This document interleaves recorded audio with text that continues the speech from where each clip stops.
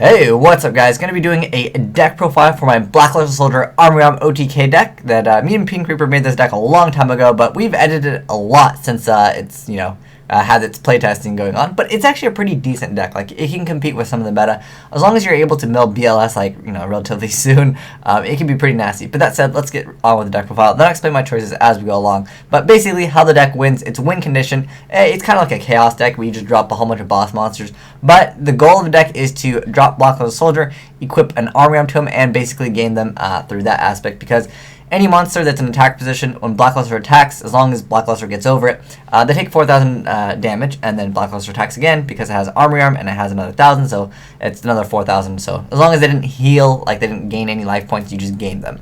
But yeah, so we played Black Luster Soldier because it wouldn't be a BLS deck without BLS, right? And then there's one Caius, just because it baits out some of the cards. I also play one random Treeborn, but it works well with the Battle Faders as well.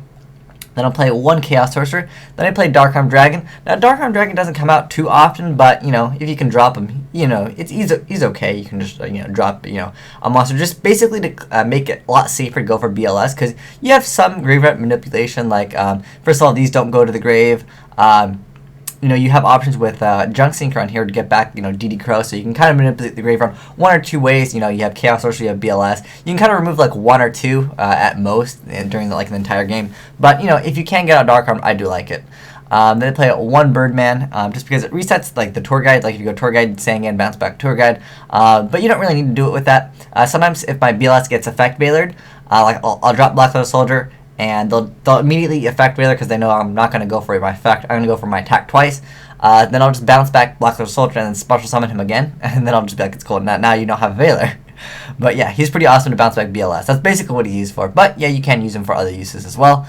You can Honest. It's a pretty good card, especially with Black Luster Soldier. I figure, you know what? Go all out. Make a Black Luster Soldier Armory plus Honest, and you can OTK them even harder, because why not?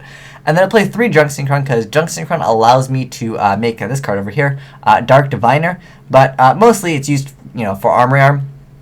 There are times where this does get an effect better, then I can't make my Armory Arm. But the Treeborn Frog, sometimes it comes in clutch. It helps out because, I'll special summon Treeborn, and then I'll normal summon Junk Synchron, then I'll be effect, and then they'll be like, okay, effect Veiler, and I'll be like, oh, that's okay. I just sync with my Treeborn and make Armory Arm anyways.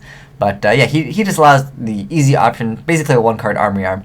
And I played triple Magical Merchant because you want to mill as fast as possible just to get to your Ward Returning Alive or Heavy Storm. That's the only stuff I play. I don't really feel like Dark Hole is necessary because the deck wasn't really made to be meta or competitive. It was kind of more just because it's hilarious to beat someone with BLS Armory Arm. And these are the only cards that you really need is Ward Returning Alive. Heavy just sets your play up. But, it's just nice to have Heavy.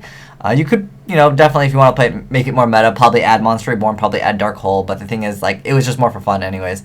But yeah, Magical Merchant, basically, you mill until a spell or a trap card is milled, and then you add that target to your hand, and then the rest just get milled. So he can do pretty nasty things. When you mill, BLS plus, anything else, really, it doesn't really matter what you mill, because everything is pretty much light and dark in the deck. I think, actually, every monster is light or dark in the deck, except for Maxi. But yeah, pretty good stuff. And yeah, so he's just really good. Opening up with this card is basically you win, unless you just mill and you automatically mill one Ward Returning Alive. Then it's a kind of problematic thing. But next up, triple Raikou, just because it helps with mill, and it's just a good card in general. And then one Sangan, and then triple Cephalon, just to for more trollsies purposes, because he's a 4,000 attacker, so he pretty much runs over everything in the game anyways. You just special summon when you have 10 or more monsters, and pretty much the whole deck it's 36 monsters, so you can mill it relatively, you can mill monsters relatively fast. Then I play double Tour Guide, and then one Treeborn. Then for the spells, we play one Heavy Storm, triple Warrior Returning Alive. I really like this card. This card's amazing in the deck, because you can add back Junk Synchron, and you can add back Black Luster Soldier, so whatever card you need, to go for, you just go for it. Then we're playing 14 hand traps, which are triple Crow, triple Veiler, 2 Maxi, triple Fader, Gores, and double Tragodia. You might be wondering, why don't I play 3 Maxi? Well, I kind of like DD Crow better, because DD Crow is a target that I can get back with Junk Synchron to make an Armory Arm, whereas Maxi, it just doesn't help out with that. Plus, DD Crow is also a dark, so that helps out just a little bit sometimes if you need, manipulate the lights or darks in the grave. I think you can only banish your opponent's grave. You can't banish your own card, which would actually kind of help the deck sometimes if you need, get a Dark Armed out. Dark Arm basically forces out, warnings and stuff like that, and I like that. As far as the extra deck, you don't really need anything, but in the off chance that you can make, Gustav Max. That's a pretty good card because this card is level 10, and so is Tragodia. So technically you can make it.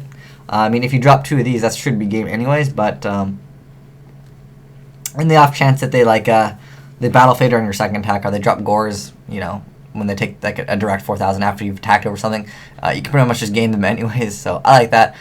This is also another card, but I do recommend playing 2 Armory Arm just because it's nice to have in case, you know, one of them gets bottomless or whatever happens to the other Armory Arm, you still have another one. But as far as the extra deck, there's really nothing that I would feel is necessary. There was one time I needed this card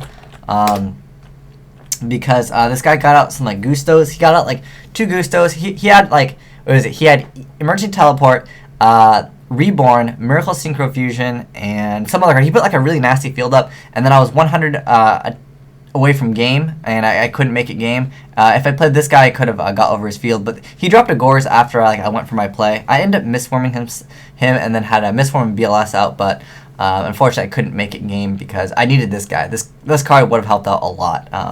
But yeah, had I had this card, it definitely would have helped. I don't feel like you really need some of these. You could probably take out something and add, you know, the Sun Dragon, just because you can BLS, banish, and then if you have like any other level 8, like say Tragodia, you can copy a level 8 in your graveyard. Like you copy BLS and you can summon Tragodia by taking damage and then just dropping Tragodia. You can just, you know, make this card, or you can make this card, which is, you know, a pretty good card as well. But I would say the deck, it's actually a pretty fun deck to play. It's kind of sacky, though. It's not really like you're playing out of anything. The deck pretty much has one play, which is BLS plus Armory Arm. But anyways, I hope you enjoyed this deck profile. I hope you have some fun winning with it, because it does win. Like it's a pretty funny deck to win. But again, the thing with this deck is a lot of people are playing Macro Rabbit, so be ready to lose to that, because that deck kind of just destroys this deck, because Macro Cosmos, it hurts. But anyways, thanks for watching. Asian Eyes signing out.